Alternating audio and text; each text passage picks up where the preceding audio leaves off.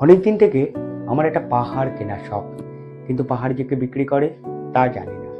যদি তার দেখা পেতাম, দামের জন্য আটকাতো না। আমার নিজস্ব একটা নদী আছে, সেটাই দিয়ে দিতাম পাহাড়টার বদলে। কে না জানে পাহাড় স্থানু, নদী বহমান। তবুও আমি নদীটির বদলে পাহাড়টাকে কিনতে চাই, কারণ আমি ঠকতে চাই।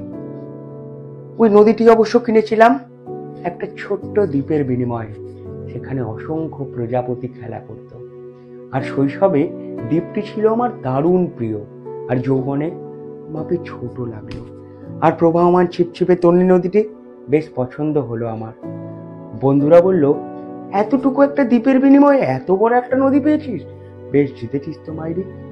তখন জয়ের আনন্দে আমি বিহর হতাম। তখন সত্যিই আমি ভালোবাসতাম নদীটিকে। নদী আমার অনেক প্রশ্নের জবাব দিত। যেমন বলতো, আজ সন্ধ্যাবেলা বৃষ্টি হবে কিনা? সে বলতো, বৃষ্টি। হ্যাঁ, সেই ছোট্ট দ্বীপে বৃষ্টি, সে কি প্রবল বৃষ্টি, যেন একটা উৎসব। আমি আর সেখানে ফিরে যেতে পারি না, কারণ সে জানতো, সবাই জানে, শৈশবে আর ফেরা যায় না। আর এখন আমি একটা পাহাড় কিনতে চাই, যে পাহাড়ের পায়ের কাছে থাকবে গহন অরণ্য। আমি সেই অরণ্য পার হয়ে যাব।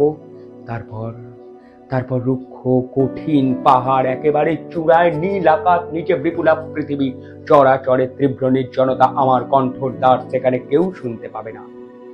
আমি ঈশ্বর মানি না, তিনি আমার মাথার সামনে ঝুঁকেও দাঁড়াবেন না। আমি শুধু 10 দিককে উদ্দেশ্য করে বলবো, এখানে প্রত্যেকটি মানুষ অহংকারী। এখানে আমি একা। হ্যাঁ, আমি একা। আমার কোনো অহংকার নেই। হে 10 দিক, আমায় ক্ষমা করো, ক্ষমা করো, ক্ষমা করো।